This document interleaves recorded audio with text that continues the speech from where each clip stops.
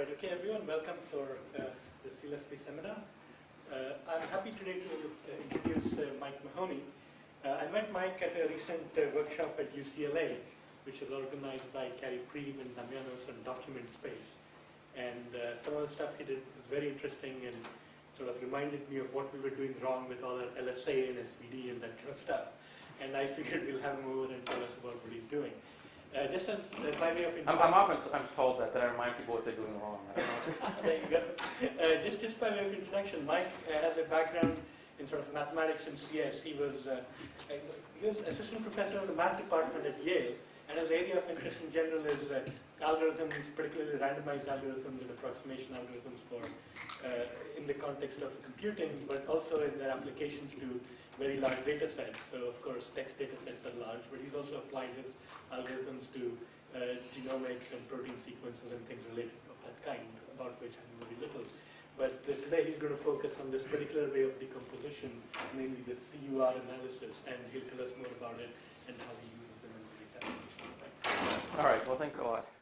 So this is okay with the camera? The voice is okay and so on? All right. So I'd like to tell you about a particular matrix decomposition that I think has nice structure for a number of different data analysis types of problems. I don't know so much about natural language methods, although a lot of the techniques that I'd seen used in genomic analysis of data I've found out have their origins in natural language modeling. So I'm not going to talk about those, and I'm not going to talk about data sets that Yahoo has and some of the applications that we're looking at, some of Yahoo data, mainly because those are a little bit less far along. So I moved to Yahoo about last August, I guess. If you use whatever your favorite search engine is, search on my name, you'll find the old Yale page, which is still being supported until we get the new page at Yahoo straightened out. What I'm going to talk about today is joint work with Petros Joneas and Muthu Krishnan, the algorithmic results. There's a number of data collaborators, some at Yahoo, and I'll mention a couple of the data projects. But what I'll talk about is applications to a certain sort of DNA data for which you really, traditional sort of linear algebraic methods aren't appropriate, and also to some imaging data. So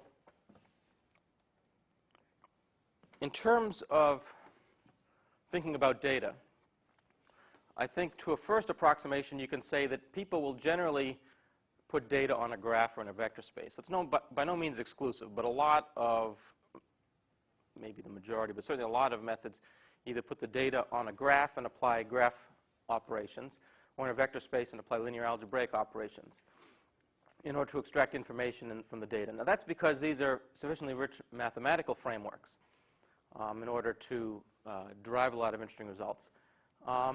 On the other hand, oftentimes the data don't naturally live there, and there's a lot of work, sort of if you want to call it pre-processing or data encoding or whatever, in order to put them on a graph or vector space in order to get meaningful results.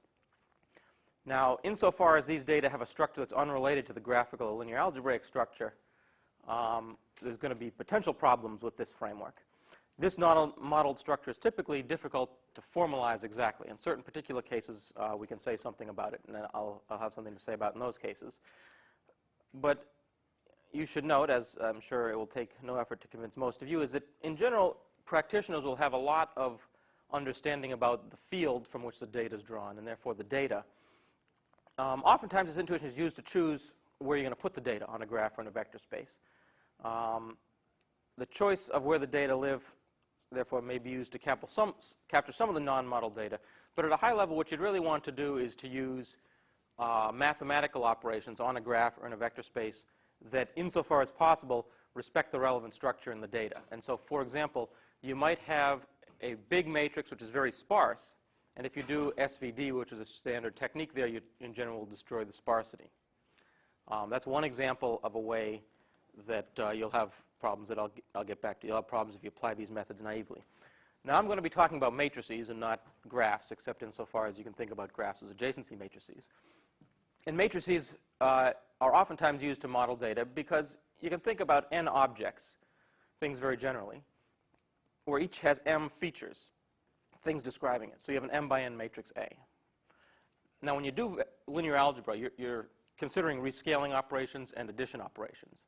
If those things are not appropriate, then you'll apply operations that may not be appropriate for the original data.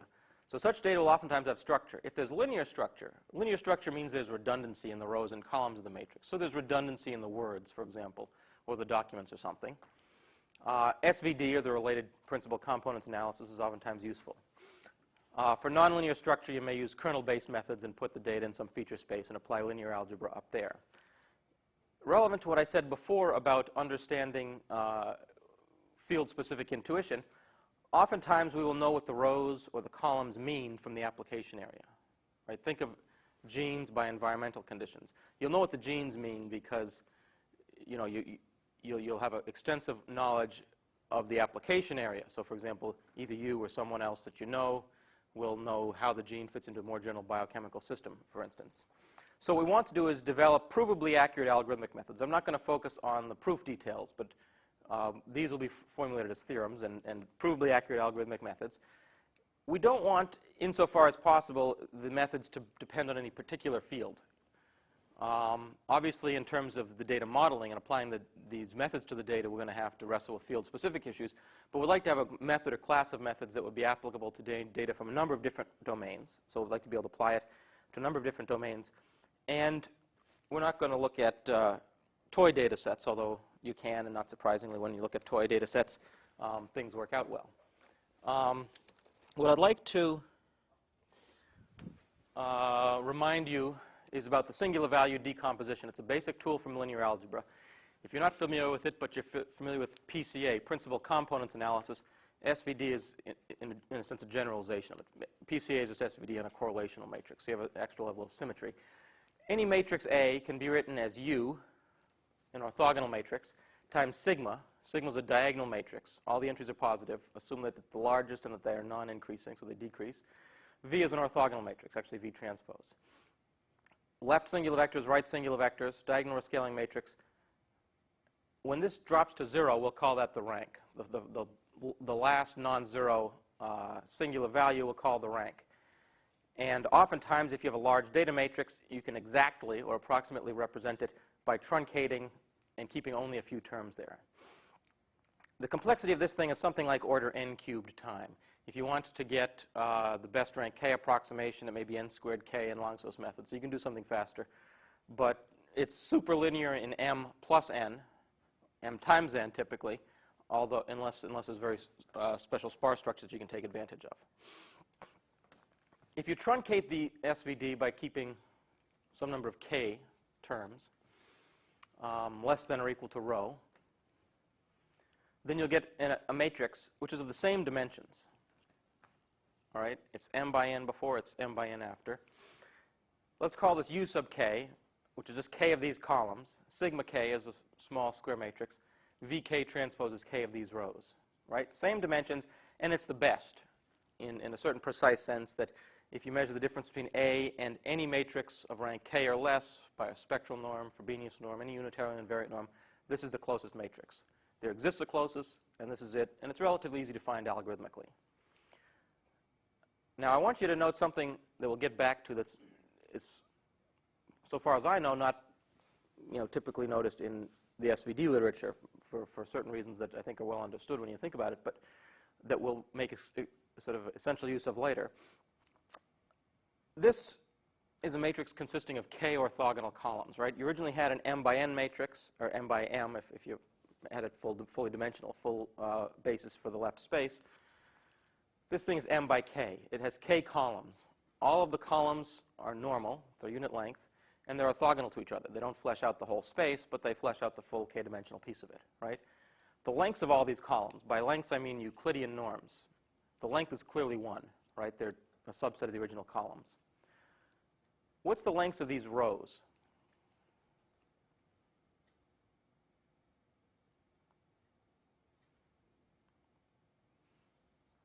All right? The rows are not orthogonal. Right? We've kept a bunch of columns. The rows are not, in general, going to be orthogonal, and they're not, in general, going to be unit length.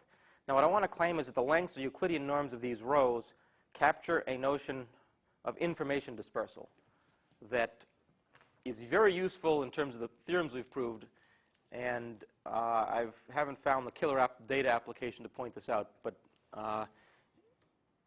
it's nice enough that I'm confident we'll be able to find something. Rows of the left singular vectors. Similarly, rows of the right singular vectors are columns of the transpose of the right singular vectors. What do the lengths of these rows mean? When I say mean in some intuitive sense, consider all possible n by d matrices, or n by k matrices u of left singular vectors. So one example could be the identity matrix, right? The identity is an orthogonal matrix, and keep k of its columns. Get rid of everything else. The lengths of those columns are still 1. They're all orthogonal. What are the lengths of the rows? So the lengths of the rows are 1 or 0, right? We're going to use the lengths of those rows as a probability distribution to sample rows, that and some other information, but that's the interesting piece. We're going to use that as a length, as a probability distribution to sample rows. So there's 0 or 1, very non-uniform. And what does the truncated identity do when it hits a vector x? It may permute it, but it doesn't do anything, right? It shuffles things around, but you get the same vector x back. Let's think of another possible matrix of left singular vectors. All right, H we're going to call the Hadamard matrix. It's 1, 1, 1, negative 1, normalized and recursively defined. If you don't have an intuition about that, think of that as a real version of the Fourier matrix. Keep k of its columns. The column lengths are all 1, and they're orthogonal, certainly. What about the row lengths? All the elements are the same size, right? They're 1 up to the rescaling. So regardless of what set of columns you keep, all the row lengths are going to be equal. If that's going to be a probability distribution to sample, then we're sampling uniformly, as opposed to in the other case where it's very non-uniform. And what does the Hadamard do when it hits a vector x? If you don't know what the Hadamard does, think of what the Fourier matrix does when it hits a cosine, or when it hits a delta function. When it hits a delta function, you get a cosine out. When it hits a cosine, you get a delta function. Conditioned on what you know initially, it maximally disperses the information. The identity, conditioned on what you know initially, it does effectively nothing. So we have two endpoints. It's a proof by interpolation. I haven't been able to formalize the in-betweenness, but I hope this will convince you that the lengths of the rows of the truncated version of the left singular vectors will correspond to a notion of information dispersal. It'll say where in the n-dimensional space, or the m-dimensional space, the information in A is being sent, right? If A is equal to U sigma V transpose, A is just its diagonal information, the singular value information, conditioned on one basis and conditioned on another basis, right? The singular value information is the size of A information. The two bases are where the information is being sent. So these row lengths will correspond to that notion of information dispersal. Now, in terms of singular value or eigenanalysis, what are potential problems? Keep that in the back of your mind. We'll get back to that. But in terms of just a naive application of SVD or eigenvector methods, what are potential problems? Problems will arise if the structure in the data is not well respected by the mathematical operations on the data. For example, reifications is a common cardinal sin, if you want to call it, in statistics that's recognized as such. In other areas of data analysis, it's equally egregious but not always recognized as such. And that effectively says that the maximum variance or directions are just that. You can't put more interpretation on it in general. Interpretability. What does a linear combination of 6,000 genes mean? But you'll know what a combination of one gene. You'll know what one single gene means. Sparsity. So you have a large term document matrix where most of the entries are 0. That sparsity will in general be killed by the orthogonalization. You have a large matrix, million by million, it's rank 100. You want to get the best rank 100 approximation from the SVD. After the second or third or fourth component, the orthogonalization will kill the sparsity. Non-negativity in the matrix is a common structure. That's a convex and not a linear algebraic notion. If you're applying SVD where these things exist, you're treading on thin ice because the structure is not being represented by the orthogonalization, by the non-sparsity, by the non-negativity, by whatever the relevant structure is. So the SVD will give a low-rank approximation with a very particular structure, right? It's optimal, but don't worry about that. If we can get within epsilon of optimal, will be good enough. So think of the SVD as giving you a low-rank approximation of a very particular structure. Rotation with truncation, rescaling, and a rotation back up to the high-dimensional space. Question, do there exist better low-rank matrix approximations? Better structural properties, better at respecting relevant structure, better for interpretability, better for whatever you want in the particular application. So I want to point out another way to think about the SVD. Yeah. Back up just a little bit where you're talking about interpreting the rows of U. Yeah. Does it help any to sort of weight the, sort of not take the usual Euclidean norm, but sort of weight them by the singular values? Like, whatever, so weight the first column by sigma 1, the second. Yeah, I mean, that's what the SVD does, right? Yeah. No, what I'm saying is when you want to interpret them as the dispersion and that, the information dispersion in there. What that does, I mean, that's a legitimate notion of information. That's a legitimate notion of, you can use that notion. And if you're sampling with respect to the lengths of the rows or columns of A, you're effectively doing that. Although you're using information from the right space. But you're effectively doing that, right? So what I'm saying is, if you want to disentangle subspace and size of A issues, this is relevant for that.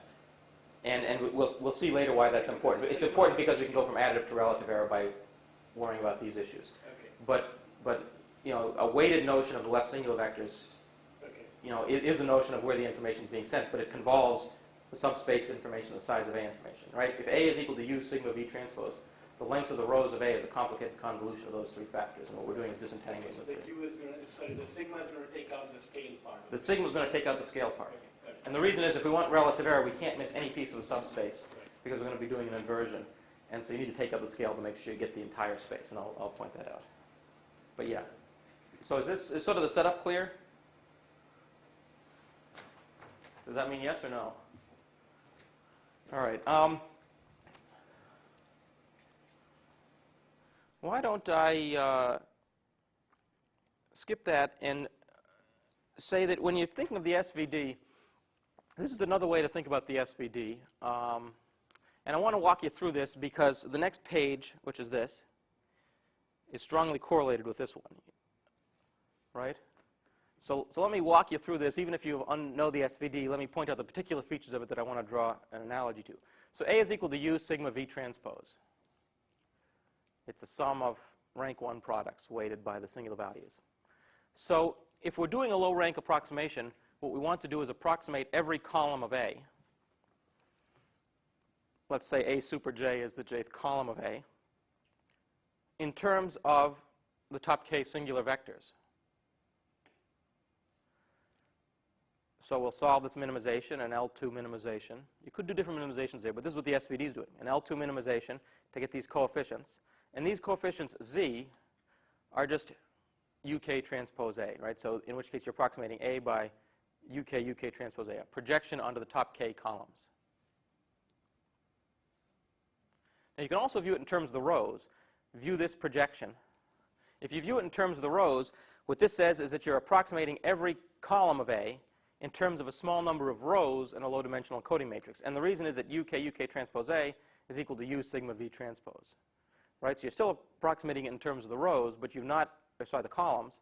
But now you're writing each column of A in terms of a small number of rows of A in a low-dimensional encoding matrix.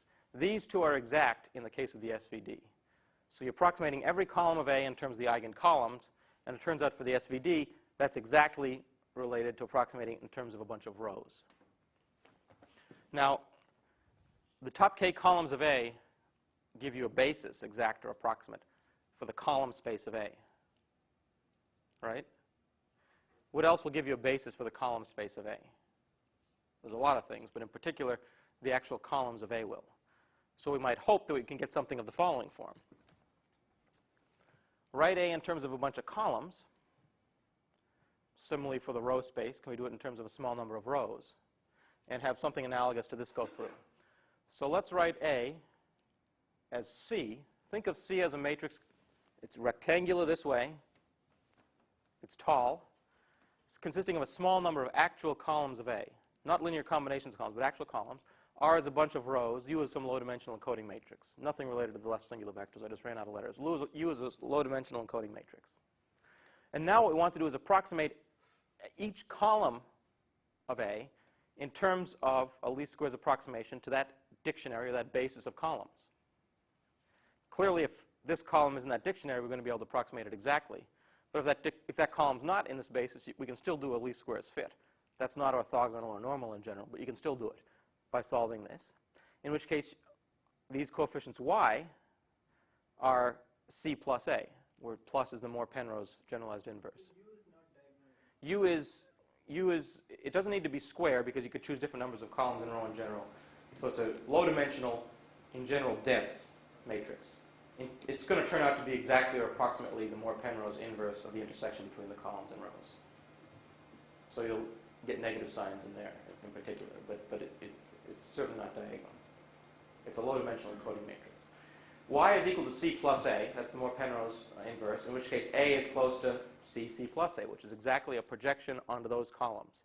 So if you fix the columns, this is the best you can do. And you'd hope that this is going to be close to the best rank K, because low-rank structure is about redundancy in the columns. Then you could say, well, can I approximate C plus A in terms of the actual rows? If I can do this for the columns, I can certainly do it for the rows, but can I do both together? And so what I want to say is approximate the projection onto the columns by projection onto that column space by C, some low-dimensional thing, which is exactly or approximately that U, times a bunch of rows. And we'll see that, in fact, that's the case. This is approximate, not exact, like it was with the SVD, but we're using the actual columns and rows. So is the general structure clear? And is there any particular reason you do the columns first? No. You could do it either way.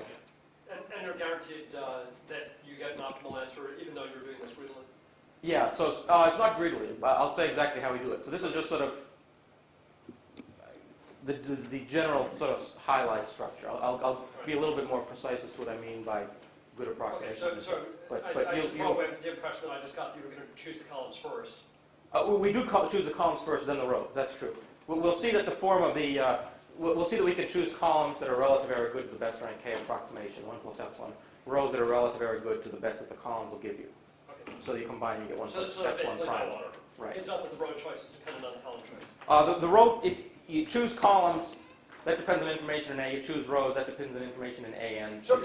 I mean, of course, they both depend on A, but there's no sequentiality in the way. No, there is. One or the other goes first. We can get additive error doing them independently, but to get the relative error, one and then the other. Or the other, then one. All right. Well, I'll hold on to this. Yeah, back up still one more. So the thing is, in the first minimization where you do these squares fail. Yeah, that's exactly squares fail. You're going to get rid of silly things like you won't choose a set of columns which themselves are linearly dependent. No, I can do that. Or you could say, in other words, the Yij's need not even be unique in the minimization. Well, they'll be unique because it'll be effectively you throw out stuff in the null space for the same reason more Penrose will be unique. Okay. Yeah. So you're not going to worry about the CIs being. I guess that's also one of the considerations. Like you'd like to choose some columns which give you the best. Right. So what do you mean by best? So give me 3 slides, and I'll try and be a little bit more precise about this. Because in general, choosing the best is going to be an empty, hard problem. So we're relaxing things a little bit to get.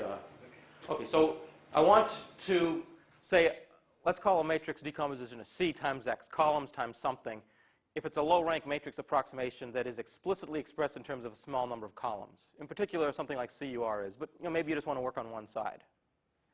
You have some more information about one side than the other. And CUR will be a low-rank matrix approximation explicitly expressed in terms of small number of columns and rows. So C is a bunch of columns. We're substituting that for U. U is, in general, dense, low-rank matrix, which is low-dimensional encoding matrix, the generalization or analog of the sigma. And R is a basis for the row space, like V transpose. Now, to be a little bit more precise. That for some applications that people here might care about, even a CX decomposition would be useful. For example, for a lot of applications, that's what you need. Sure. Yeah. So it may be that the columns of the original matrix are words, and the rows correspond to different contexts in which you've absorbed the word, and you're trying to look for a set of senses such that every word's context vector is a linear combination of some set of senses, and you would like those words those senses that you choose to actually be exemplified by particular words. So you're choosing some of the original words, and all the rest of the words are linear combinations of those. Yeah. I mean, so that's a good point. I mean, you can do one or both, but you don't need to do both. So for now, just to keep things simple, let's think about columns. You could ask to find the best K of n columns by whatever measure, Frobenius norm or something. In general, that'll be a combinatorial problem, right? You've killed whatever the relevant linear algebraic structure is. and because you'll be asking the best by some measure that, even if it's a Frobenius norm measure, you've killed the relevant linear algebraic structure. There might be some measures of merit you could solve it, but in general it's going to be intractable. So instead what we're going to do is fix a rank parameter k, and we're going to oversample columns by a little. By a little means k plus 3, 10k, order k squared, depending on whether you're doing theory or practice. And get close, by additive error or relative error, close to the best rank k that the SVD will give you. If you ask why not do the SVD, the reasons have to do with the data motivations from before. So the SVD is not what you want, but still it's the best you can do in that space, and so that's what we want to do well relative to. You can view the error, epsilon error, and the oversampling as computational resources to exploit. And from that perspective, we just have extra resources, and we're able to go down from NP hard down to something that it's doable in n or n squared or n cubed time. So the problem formulation. Does there exist a small number of columns such that a minus cc plus a is less than a minus a sub k plus epsilon times some scale factor? It's not clear those things exist, but this is a little bit more precise formulation. The answer is yes. You can find them in m plus n, linear in the number of data points in the formal dimensionality. M plus n space and time after 2 passes over the data. Sorry, m is to put it another way, is the number of non-zero entries. M is the number, it's an m by n matrix. So the number, if it's dense, the number of non-zero entries is m times n. So the 2 passes can correspond to 2 times the number of non-zero entries, if you will. Okay, and you do take, so the passes do take advantage of sparsity. Yeah. Yeah, okay. Thanks. This might be a large additive error. You can try and reduce the additive error to epsilon to the t, 0.1 to the 10. You can do that in m plus n space after t passes over the data. That's relatively straightforward to show. Do there exist a small number of columns so that you reduce this additive error scale to a minus ak? This is in general much larger. You want to reduce it to a minus ak. If the matrix is exactly rank k, you reduce this to 0. Can you do this? It wasn't obvious that these existed. Rademacher and Paula Wang about a year and a half ago showed that they existed. They had an existential result. So we've been able to show that, in fact, you can get it with a algorithm that runs in roughly m times n time. Sorry, just a quick notational question here. You may have defined this before and I missed it. I thought you were using Frobenius norm throughout.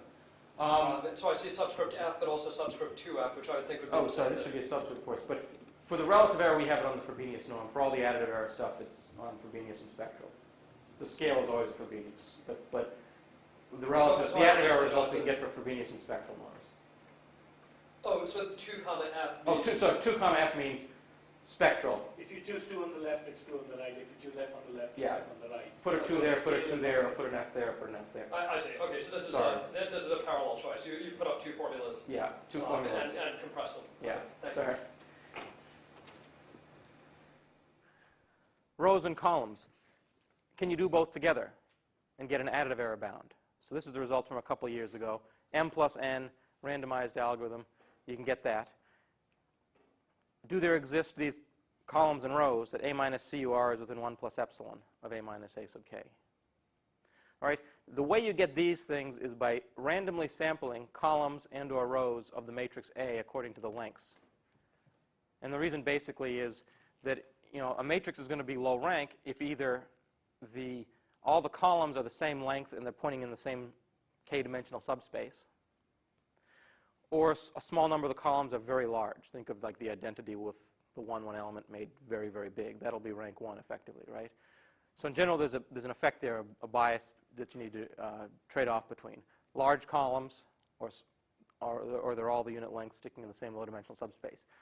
Sampling randomly with respect to the row and column lengths will give you additive error bounds. And what we want to do is get down to relative error bounds. Basically, the problem with getting down to relative error bounds doing it that way is you're just looking at information from A. And if you lose a little bit of one subspace, when you do this exact or approximate least squares fitting, you'll blow that up, right? If you go from 0 to epsilon, then when you do the more Penrose inverse, you've gone from 0 to inverse epsilon. So you need to make sure you get every bit of the subspace. And so that's why we're going to want to disentangle subspace information from size of A information. Actually, maybe on the previous slide, you should emphasize, if people didn't notice it, that on the right-hand side, where you have the A minus AK, that's the best possible you could get with rank K. And Correct. you, in principle, never compute it, but you still know that you're within epsilon. You don't need to compute that. Exactly. So you never compute it, but you still know that you're within. Right. Yeah, you don't need to compute that. And you'll Correct. give us a k or a k squared or some factor which will tell us that we are within. Right. We can do that in order k or k squared. Right, well, so, I'm sorry, what's the relation between epsilon and k? No. Or, I'm sorry, relationship. epsilon and the constant in the order. Uh, So if you've got epsilon, okay, thanks. C squared log 1 over delta over epsilon squared columns. Okay. Idea is to approximate all columns of A. So given C, say we have a set of columns. Now let's find the set of U and R. All right, in a second I'll say how to get a good set of columns. Compute a good set of probabilities summing to 1. I'll say what that is on the next page. Randomly sample R rows of A with respect to the probabilities in IID trials according to this distribution. Let R be a matrix consisting of these rows. You have to do some rescaling. And let W be the intersection of these columns and those rows. All right? You're randomly sampling rows according to probability distribution that I'll put up in a second. A minus C, some low-dimensional thing, R, Frobenius norm is 1 plus epsilon times the best that those columns can give you. I haven't said that that's good or not, but it's the best that those columns can give you. Probability 1 minus delta, you need to pick C squared columns. We can make that order C, actually, using a slightly different sampling technique. Let U be the orthogonal matrix consisting of the left singular vectors of C. Remember, C is one of these matrices. It's a small number of columns. And so the left singular vectors of C is something like this. So we're back to that story from before. What are the lengths of the rows? And the reason we want to bias ourselves towards the lengths of the rows is that if you have this matrix, U, and you consider UU transpose, you have a low-dimensional identity.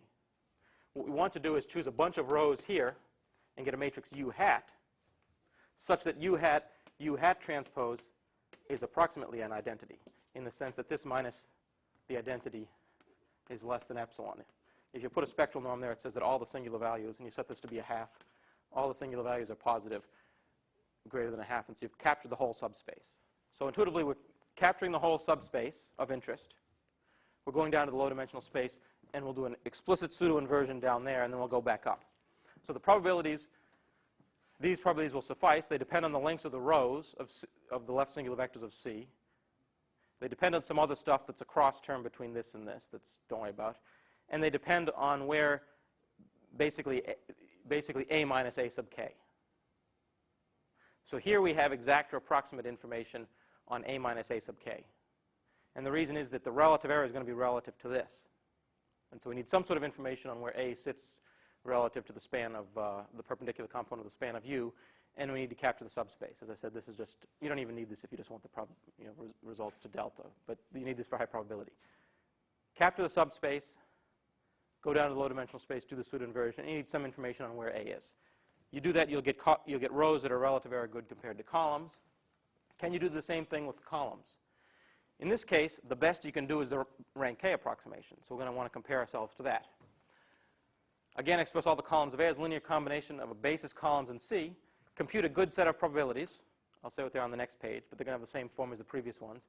Pick C columns of A in IID trials, and let C be that matrix. And you can do some rescaling also if you're going to do truncation, but you don't need that here. For any K, let A sub K be the best rank K approximation to A. Then I actually say order SVD A. That should be order SVD A sub K. The time needed to get the best rank K approximation, because then you look at A minus AK, and that third term is that. So, that's order n cubed in an inequality sense, but it's actually in general better than that. It's order number of non-zero elements in A times K. In that time, we can construct a matrix C consisting of C is equal to order K squared log 1 over delta over epsilon squared. But again, we can make that order K. And if we make that order K, then the number of rows also becomes order K using a slightly different sampling technique. Such that A minus a projection onto those columns of A is relative error good compared to the best rank K. If you're concerned about the epsilons, set epsilon to be 0.1 or 0.01 is going to make this complexity bad. Set epsilon to be 1. Right? This is a theorem that will hold for all epsilon and for all matrices. This is going to be most relevant when the matrices are low ranks. So it's low rank, this is small, 2 times that is small. So you don't even need to worry about the epsilons there, all right? There's a log factor, 1 over delta, which is not bad, and there's some constants there that are on the order of whatever, 50 or something. In theory, I mean, much, much better in practice, perhaps not surprisingly. The sampling probabilities depends on the lengths of the rows of V. We're on the other side, so it needs to be the rows, now not the lengths of the columns, but, sorry, the rows of V transpose, the columns of V. Some cross-term information, and this. And this is basically a projection onto the perpendicular component of V of A, which is a single, the bottom singular values. But you can get this information in order SVD sub k time. So again, capture the subspace, go down to the low-dimensional space, and this is the thing that gives you the bound, the relative error with respect to this.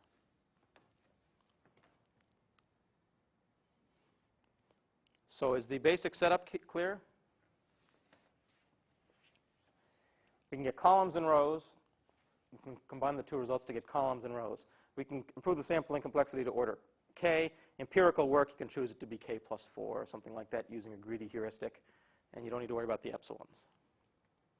So I want to talk about k plus 4 is a lot better than 100 times a squared over epsilon squared log 1. Yeah, I mean log 1 over delta. Yeah, no, I mean that's pretty remarkable. Yeah. So the particular thing there I'll show you is this, I have a slide or two to show that, but that's data dependent. But for example, the SNP data we looked at, you can get k, you can get it to be k or k plus 1, or k plus 5, k plus 4. And so within a factor of 2, for example. Yeah. Yeah. So I'll show exactly what I mean by that. Yeah, are you going to show the greedy heuristic actually? The greedy heuristic, the multi-pass.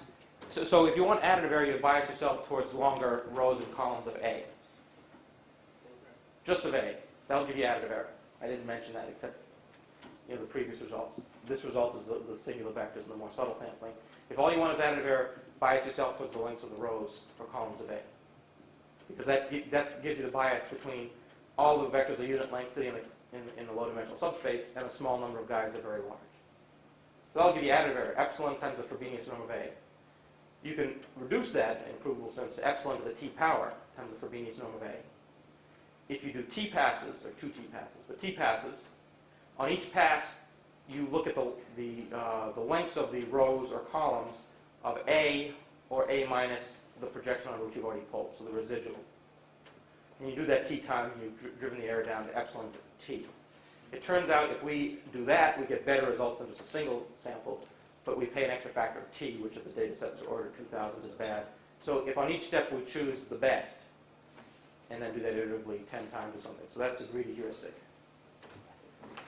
And in terms of constants, that's better for the particular data sets we looked at. But so a bunch of Yahoo data sets that I'm not going to go through now, mainly because this other stuff's a bit more mature. DNA microarray data. Microarrays capture genomic information, which is coarse information about the way the genome of whoever, people, yeast, some organism behaves. SNP data allows you to capture more subtle information. I'll be talking about this. This is with Perry Paschow and Ken Kidd at Yale's Medical School and some other people. Functional MRI data and the similarly hyperspectral image data which is with Mauro Maggioni and Rafi Koifman, also at Yale. So first let me talk about the DNA SNP data. So you know that humans have on the order of 3 billion base pairs. And there's a number of types of variations that can exist between one person and another. So the human genome is not sort of well defined in the sense that you and you and you and me have slightly different genomes. There's a number of different ways that there can be differences. Insertions, deletions, some more coarse scale types of structures. But one of the most common and one of the most easiest to deal with and study experimentally is known as single nucleotide polymorphisms, so SNPs. Polymorphic variations are basically mutations such that a non-negligible fraction of the population has it. So it's not like you have a mutation and you're the only person in the world that has it. On the order of, depending on what you want to call the minor allele frequency, 1% or 5% of the people in the world have it. That'll be a polymorphism. Single nucleotide polymorphism is one that occurs at a single nucleotide. this particular nucleotide in the genome can be an A or a T or a C or a T or whatever. And the particular sequence is, is not a uniform probability over it. The particular pairs are not a uniform probability over it, but some data-dependent thing that's just whatever you measure. The point is that there's only two. At this spot, all humans have an A, but at this spot, since this is a SNP, greater than 5% of people have an A, greater than 5% of people have a T, and no one has anything else. So that's what we mean by SNP. These are known locations, two alternative nucleotide bases. So for example, AG, AA, AG, AG, GG. This means one person has a GG there. Someone else has an AA, someone else has an AG. The reason they have two is one from each parent. You can resolve which one comes from which parent and which one doesn't if you want to get into the haplotypic versus genotypic information. We're dealing with the haplotypic and not doing haplotype inference. On the order of 10 million SNPs. So if you have 3 billion base pairs, on the order of 1 in 1,000. So there's 1 to 10 million SNPs depending on how you define the minor allele frequency. So 1 out of 1,000 base pairs, people will differ. SNPs will occur quite frequently. They're interested in, people are interested in it for two reasons. One is that you can keep track of population histories. Basically because if you have a large population pool that's well mixed, some small fraction of it goes off on some continental pinch that then is covered with water. They don't mix back. Then you get this founder effect. Just the people who went across, you just get their variations and then the mixing on their variations. So you can look at population histories. This is actually one of the strongest current pieces of evidence for the out-of-Africa hypothesis. You can also look at disease genes. If you want to know why certain medications tend to work well for certain classes of people, one of the effects has to do with genetic variations in certain populations. And so if you have certain SNPs structures, then it may be expected that you'd respond more or less favorably to certain medications, for example. So you can imagine why people would be interested in this. Mapping the whole genome of a single individual is very expensive. Mapping all the SNPs is also very expensive. But looking at a small number of SNPs in a well-defined region can be done, and so that's what's typically done.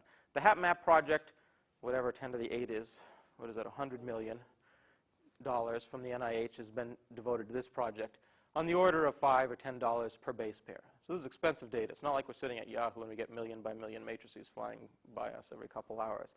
This is expensive data to generate. And the goal is to map all 1 to 10 million SNPs in about 400 individuals from 4 carefully chosen populations. Create a genetic map of these haplotype diversities to be used by researchers, medical researchers, for population histories, for disease-specific medications, whatever. So the matrix now has 400 rows, one for each individual. It has 10 million columns, or whatever it will be when it's all done. Yeah. And what is in each entry, whether, like, let's say, Right. that location could, let's say, have an AA or an AG or a GG. Yeah. So are they encoded as 1, 2, and 3, and that entry says this individual? So this is the data. Right. How do we put this on a graph or in a vector space? That's your question. And there's better and worse ways to do it. And so I can tell you the particular one we did and the motivation. So in every column of your matrix, there's a small number of values that the column entries take. Right. That's the raw data that you have. For right now, this is the data. I haven't thought about matrices or graphs. You can put this on a table, and the table will be something like you said. Okay, so 400 rows in the table, 10 million columns, and each entry is whatever that base. Something like this. Okay. Yeah. We're going to convert this into something that we can do linear algebra on. Oh, these are just the SNPs. Yeah, that's one SNP. 500 or 1,000 base pairs. It's not uniform, but 500,000 base pairs away, there's another one, another one. Okay. Oh, so these are, okay. When I first read it, I thought these were contiguous, but no. Well, I mean, AA, all these are AA, so, I mean, they could be contiguous, in which case just that and just that, but not that's a SNP. Okay. Yeah. So, you might want to know, are different SNPs correlated?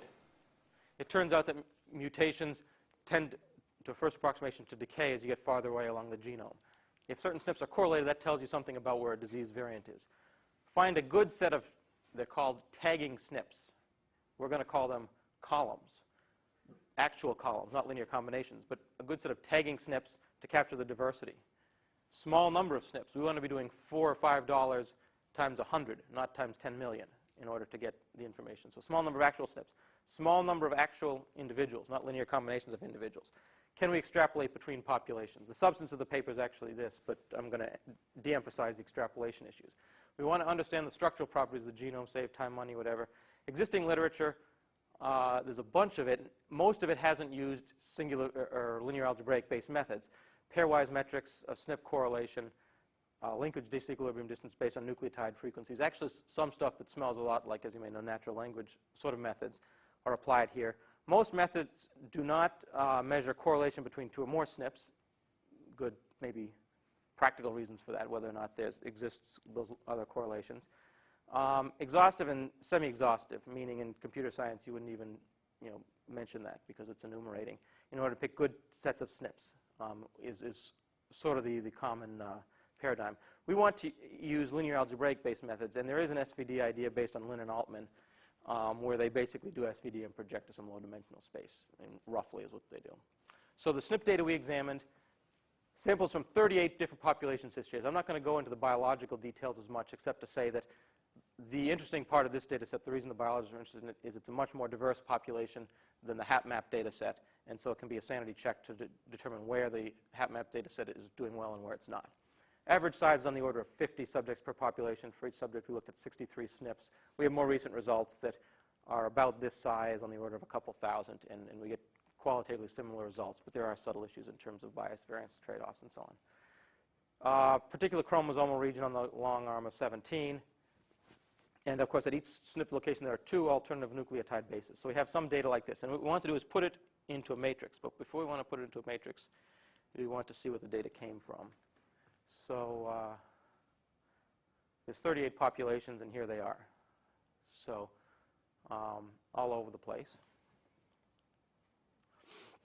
And we're encoding the SNP data into a data matrix. We know that exactly two nucleotides, and this is the key step in a sense, because if you want to capture directions of maximum variance, you want to capture anything, whether you encode the data as +1, -1, 0, 1, 2, 3, 1, 2, 57, that's going to determine the quality of the result. So we wanted to do something that made sense. And so what we did is look at two nucleotides, and therefore the two alleles, meaning pairs, might be both equal to the first. They might be both A's, in which case we're going to encode it as a +1. They might be both equal to the second. They might be both G's, in which case we're going to encode it to be a -1, or different. So if it's homozygous one way, it's a +1, homozygous the other, and heterozygous, we're going to call it a 0. The order of the alleles is irrelevant. TG is the same as GT because we don't use the haplotype information. And the +1, -1 doesn't matter because we're depending on lengths of rows. The lengths isn't going to depend on that encoding. And this difference is going to depend on the lengths. This difference will manifest itself in a sign on the singular vectors. And we're going to be dealing with vector spaces, not non-negativity constraints. And so a sign issue doesn't matter. They're going to define the same space. So we're going to get a +1, 0, -1 matrix. So there's something in the +1 or -1 is how the column gets interpreted. If you decide that A is the first base in this pair, then AAs are +1s and GGs are -1s. Right. Whereas had you arbitrarily decided that G is the first one, then GG would have been a +1 and AA would have been -1. Right. So it's just dependent, and that's why it doesn't. I could change the sign, yeah, multiply that by exactly, -1. And so that wouldn't change it. Right.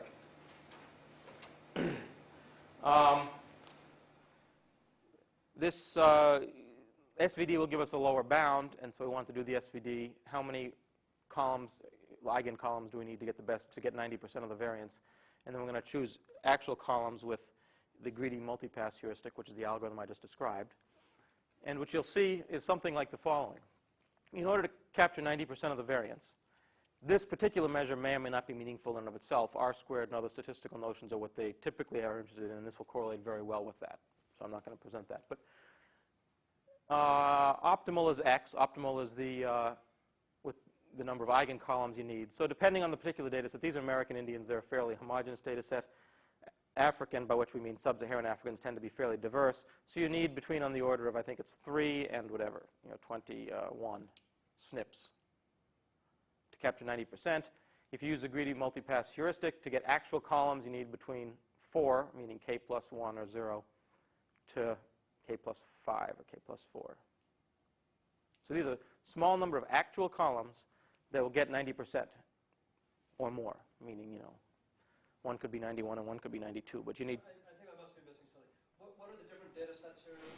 I thought you had one data set. These are 38 different populations. We applied this analysis to each one separately. And each of those corresponds to some subset of the rows in the matrix you told us Yeah, about. so you had a... 2,000 individuals by 63 SNPs, Yep. and there's 38 submatrices corresponding to different Okay, so you're running on populations. the submatrices. Yeah.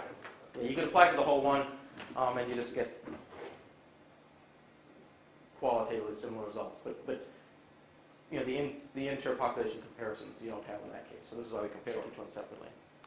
What you want to do is extrapolate using both SNPs and subjects in this particular application. As you point out, in some you might be interested in one or the other, columns or rows. Here we want both. And the reason is that we want a HapMap data set, some data set that we've gone and expensively generated on a small number of people.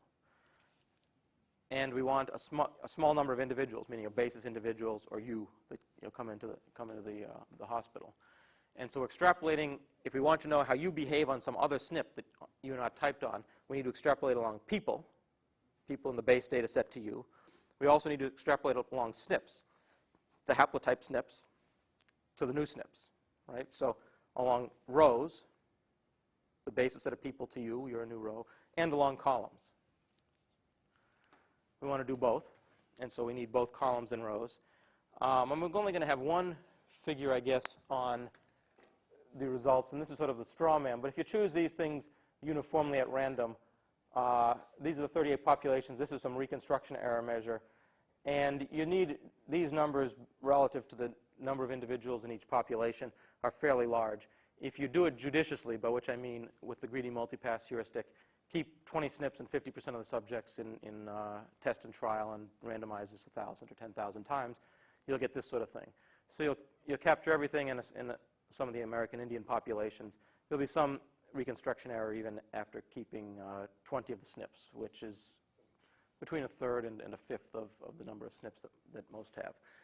We can make particular population comparisons, and some populations are more or less representative of others, as you can imagine. So there's just a few minutes left, so I want to mention one other application, and this will be to images. And let me mention, maybe I'll just, what we want to do is think about an image, and I don't want you to think about an image in terms of a single image. What we want is to think about an image, and it could be an image of that you get from Google Maps or Yahoo Maps or something. But it's not a grayscale color picture. It's at a single frequency, and it's a black and white image. And then another image at the next frequency over, and another image at the next frequency over, and on the order of 100 or 1,000 of these frequencies. This general paradigm is known as hyperspectral imagery. Astronomy and geosensing have used it for years. Recently, it's been applied in medical imaging context. These are on the order of 500 by 500. The particular ones we looked at were 128. All right? And what we want to do is call each image a column and choose a small number of columns. This isn't an arbitrary movie. You don't have someone walking across a screen. They're very specially structured images, which is why we can do this, meaning why there's linear structure. But choose a small number of columns, by which I mean small number of actual images, and then either exactly or approximately reproduce the other images in terms of that. If the images are columns, what are the rows?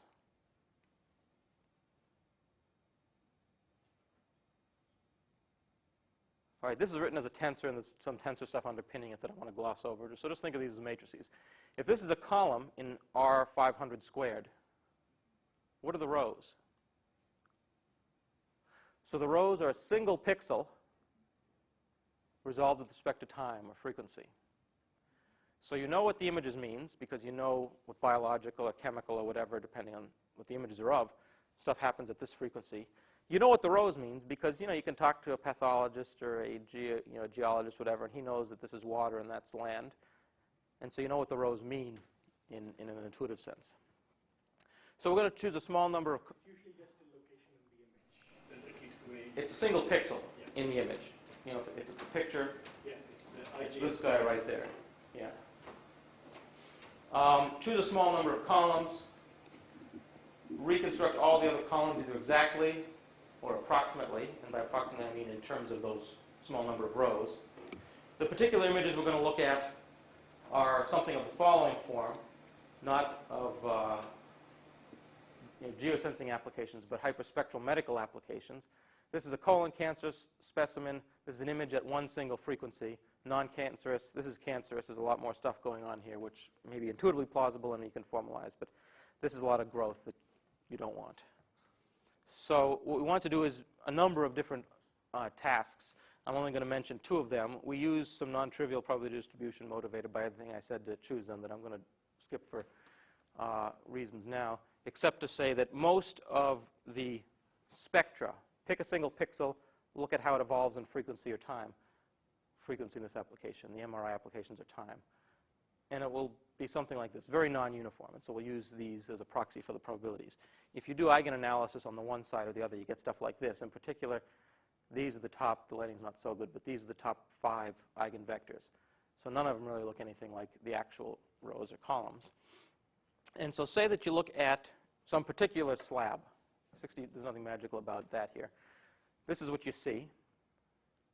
The first task we're going to be interested in is reconstruction. Reconstruct this image. And if you reconstruct this image with a small number of judiciously chosen columns or slabs, you'll get this. Now, the lighting's not so good, so you might not be obvious, but I'll go back and forth, yeah. So this is the exact one. Notice here and notice here. And this is the approximate one. There's a denoising effect here. So this is the exact, that's the approximate. There's a denoising effect here, but here and here, some other places, there's this noise-induced loss because we've downsampled pretty heavily. So there's an interplay between denoising and just losing information. And that's for the task of reconstructing the images. What we're really interested in is classification. There's a number of types of classification. One is tissue classification. Take this image, say this pixel's a nuclei, this one's a cytoplasm, this one's other stuff. That's what I'm going to talk about here. What you're really interested in is using this then as a first step to doing classification of this entire data cube into cancerous and non. And the results that I'm not going to present are competitive with the non-downsampled results modulo the denoising and just information loss due to the downsampling effect. But here's the tissue classification in the exact data. I should say, on the other classification problem into cancerous and non, there's ground truth, assuming the pathologist is right. Here's not ground truth. Right, there's 3 classes here, red, green, and blue. There's red, green, and blue. There's 3 classes here. And this whole thing should be blue. You know, whether the boundary's here or here, I don't know. But this whole thing should be blue. Just from knowledge of the way the cells, yeah, according to the pathologist. And so, you know, what you see here is a fairly noisy thing. It's because the individual pixels are noisy, and this isn't a straw man. We're averaging over, using standard techniques that are in the area to average over regions about 40 by 40. So this is what you get for the tissue classification on the exact data. On the approximate data, you'll get something like this. So here's the exact, and so look here in particular. It's all green, and look here where there's blue and green. Oops. So down here, you see there's a lot of artifactual noise introduced from the downsampling. But here, you get a lot more structural integrity. And so this is a denoising effect.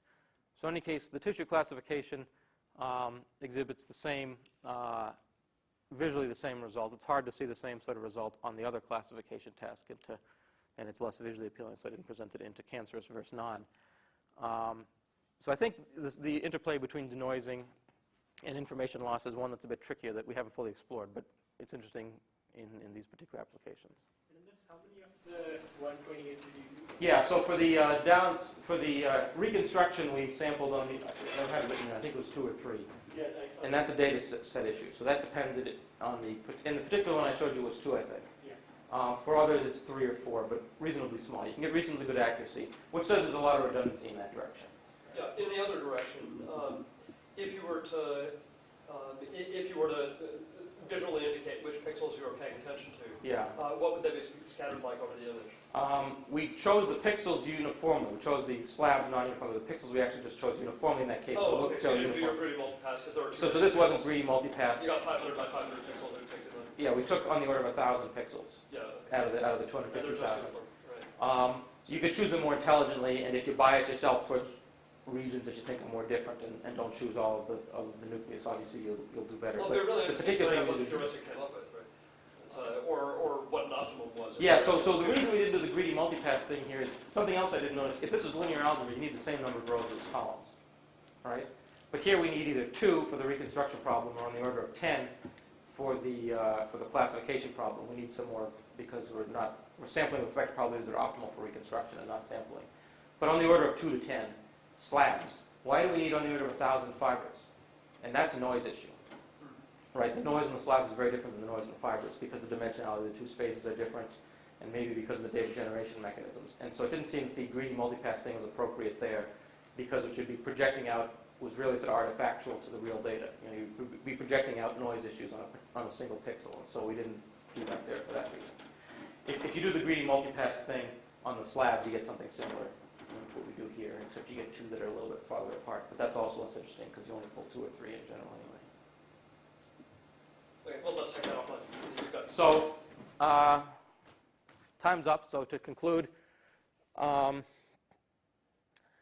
we have a decomposition, which I think, for a lot of problems that can be mapped into linear algebraic framework, provides a nice alternative to singular vector and eigenanalysis. In the data sets we've looked at, the 2 which I've talked about, the 2 other genome and medical imaging data sets, as well as a bunch of things at Yahoo, we're getting nice results. And I think it's nice results because we're able to take advantage of field-specific intuition for the improved analysis of mediumly large data sets, in which case the algorithmic issues for random sampling aren't as important, but the structural properties are important, and also for very large data sets where the algorithmic issues might be more important.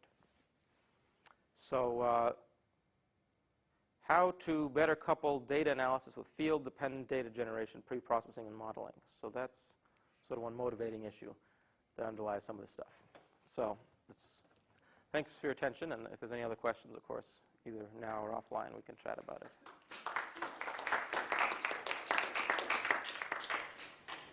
Questions? You want to finish your question? I want to ask you a different one, actually. That might be more direct interest to this audience. On one of your earlier slides, when you were previewing the applications, you mentioned term by document matrices. Mm-hmm. Maybe you had some slides that you felt like you had to skip. Oh, no, not here. I mean, okay, so what's a term document matrix? I mean, I think everybody in the room knows. well, I mean, I showed you term document matrices, if you like. I mean, Yeah, sure. in the sense that you just have terms of genes or something else. So if you mean particular, web page or something, I don't have terms and documents in that sense. But if you take terms and documents more generally, I mean, Yahoo will, for example, have a bunch of users, and they'll search on a certain word. They'll search on, Johns Hopkins seminars or something, and probably no one's bid on that phrase.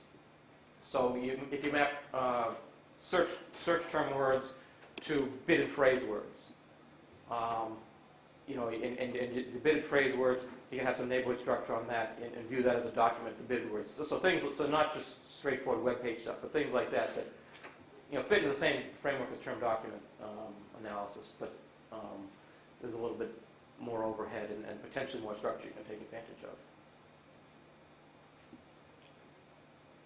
It would be interesting to know some results, but maybe you don't have any for... Yeah, I mean, not results that are sort of mature enough. The closest thing is the recommendation application. Collaborative filtering. Collaborative filtering, and that actually we used something along these lines.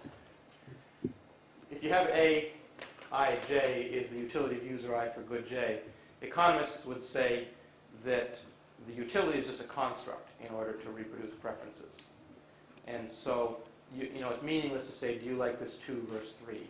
If you change all your preferences by a monotonic transformation, for example, and so you change your preferences from 2 and 3 and 4 to e to the 2, e to the 3, e to the 4, all the observables should be invariant, your demands and prices and so on. So, one arguably would want to look at ijk, where the user I prefers good j to k or k to j. So it's a plus minus 1 data tensor like this, in which case the slabs correspond to people and the fibers correspond to a single good pair, whether it's plus or minus 1. That's a basis set of goods. You can do the same sort of least squares fitting, and we got some proof of principle results, but there's other stuff there in terms of the partial ordering, and the Frobenius norm utility is something you get results, and it's plausible as a proof of principle, but that's not, at the end of the day, the most appropriate measure. And so there's other people at Yahoo that I've talked to, and it would be nice to couple that. And the reason it would be nice to deal with that is, in terms of new users, you can imagine having, if you have a small number of users that give you full ordering information, because they like to sit at Yahoo all day and provide ordering on movies or whatever, That's okay for other people. you can convert a length n vector of full orderings into an n by n matrix. Right. So in that sense, it's easy, quote, but, to get a full matrix. A new user comes along, and what can you ask him? You can ask him, do you like this 10 or 2 or 50, but Right, but who knows instead what better? you want to do is ask about a number of pairwise rankings. I want to know if Sort you of clicked like on this as opposed to that, Sure. and that's a decision. I want to know if you bought apples as opposed to oranges. That's something I can easily Sure, you give see me in 20 matrix. questions corresponding to rows. I don't give you any questions. I just look where you clicked. If I give you questions, I could say, do you like this 2 or 3? Sorry, I don't. Yeah. Okay. Oh, yeah, no, but I mean, I can look at forced choices. I mean. forced choices, yeah. Yeah. So that's why this would potentially be, in certain situations, a more appropriate model. Yeah, that's interesting.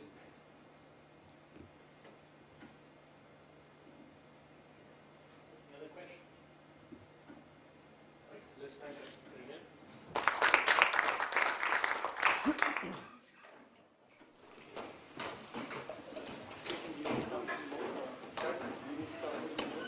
No, I actually. Yeah.